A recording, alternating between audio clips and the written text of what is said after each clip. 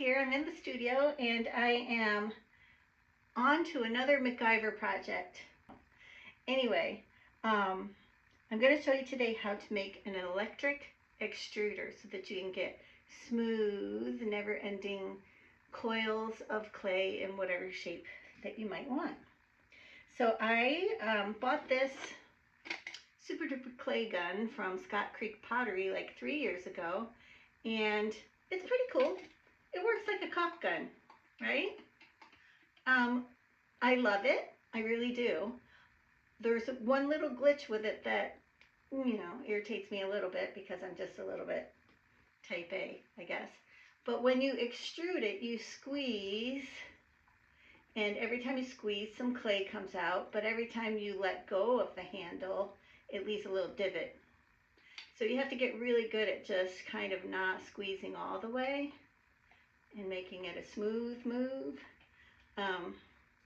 And when that started happening, I thought that an electric extruder would keep that from happening because it would be a continuous motion as long as you don't let go of the handle. And so I went online and I looked up electric caulk guns, because that's what this reminded me of, was a caulk gun. It essentially is a caulk gun with a barrel. So I looked them up, and there were two that had barrels that I saw. There could have been more than two. I think it was Makita and DeWalt, or Makita and Milwaukee, I'm not sure. Two name brand tool people had it. And so when I just had to like order a new cap for this one because it popped while the actual cap cracked while I was extruding clay. So I had to get a new one. And I thought, okay, I'm going to go on the quest for the electric caulk gun again. So I went online and I saw this one this is a Ryobi from, that place.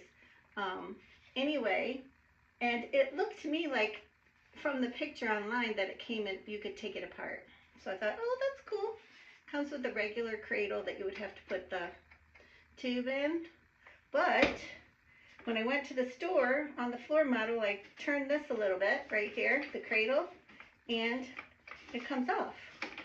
And I thought, well, could I take this with the barrel from this and turn it into an electric caulk gun?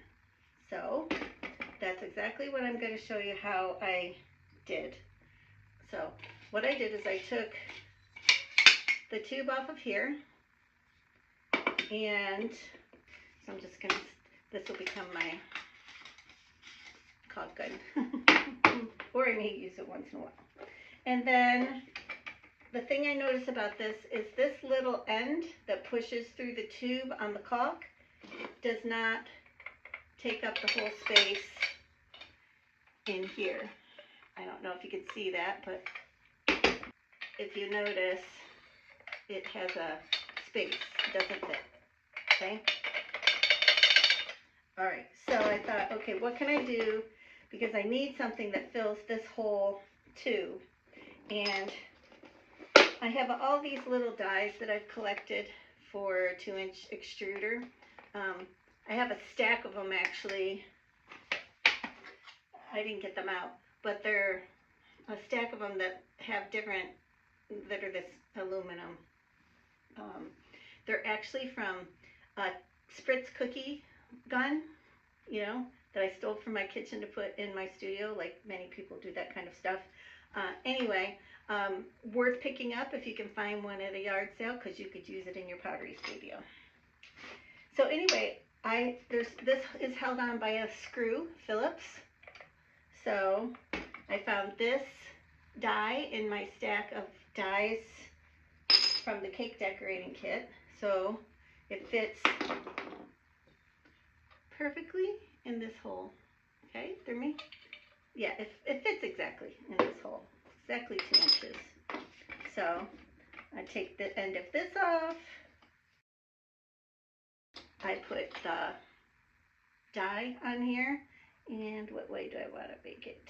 I want to have it this way, so it only has a little bit of indent. So there might be a little clay squish there that you have to clean up every time afterwards. I'm going to put this on pretty tight. Actually, if I can get a disc made out of this material, which is my original dies that I bought for Super Duper clay gun. If I could get a blank, and I know they sell them, I think that would be even better to go on the end of here, because then the plastic, when it goes through the tube, would go through smoother and not corrode, because even parts of the this tube, the ends of it are looks like aluminum, I'm not sure, but they get a little corroded and sticky if you don't keep up with them. So anyway, put this on the end, and now you'll see when I put this in, it takes up the whole space. This screws on, the threads are exactly the same, so if you already have a Super Duper clay gun, then you can spend 50 bucks and turn it into an electric one. All right, now what I need to do next is pull back the plunger. Comes back very easily, and I prepared some clay to go in here. Let's see if it'll fit. I always end up with a little part at the end that doesn't quite fit in. All right, so it's in. Then what you do is you pick a die, whatever shape you want. The reason I wanted to get this is because I wanted to try some Nerikomi, and I figured if I had an electric clay gun, maybe that would make it easier. So this, when I put it in here, it doesn't have a place where it clicks in, which I find odd, but if I put it in there and put my finger through it and then put it on the end here, I can usually get it right in the middle, because it's good to have it in the middle. Tighten this on, and as you can see, I'm ready to go. So I'm going to push the plunger in for most of the way so I don't have to drain the battery. Just pushing it till it's flat. Now, on this Ryobi, it has different speeds that you can go. I guess, you know, the quick caulkers like to go the fast speed. I prefer a slow speed myself with the caulk. So I'm going to put it on 2 because I've tried 1 already, and I'm going to show you how it works.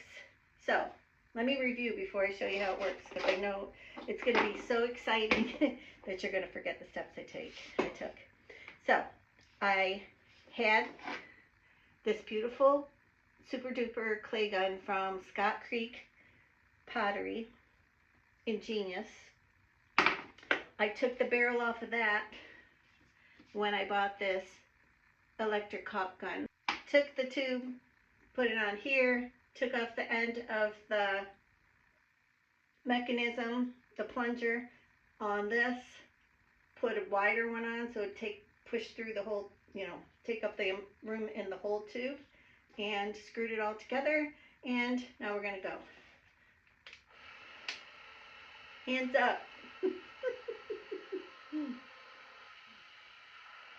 Remember, I have it on 2. If I put it on a faster mode, maybe it'd be going, oh, here it goes. And, but it didn't even make a dent when I quit squeezing the trigger, which is good.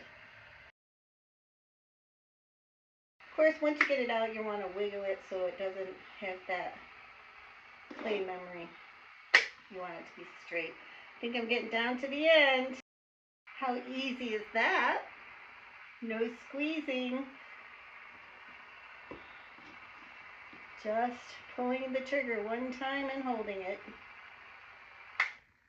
And that's the end. Take it off. And look how long that is. That's huge. Now, if I could think of a reason to use this shape right now, it's actually pretty perfect. Huh. I think I will figure out something to use it for. Might as well, right? I hope you like this idea, and send me a message if you do it, okay?